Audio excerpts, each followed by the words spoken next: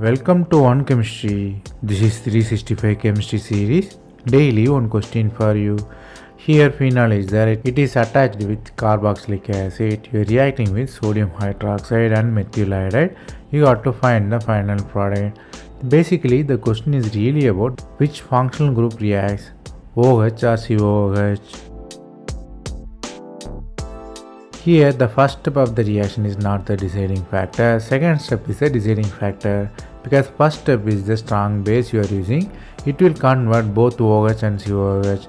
Since OH is a weak acid, base is strong, so it replaced by Na. Similarly with acid, it replaced the Na. But what happened in the second step is important, which is CH3I you are reacting it with. Here acid is the weak nucleophile because of resonance. The carbon ion negative charge is there, which is on O. It can be in resonance between both oxygen, so it will be less available for the electrophile.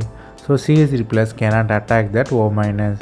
So O minus in the benzene reacts faster than COO minus.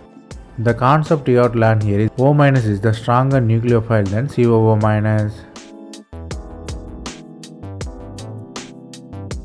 That's all from this video.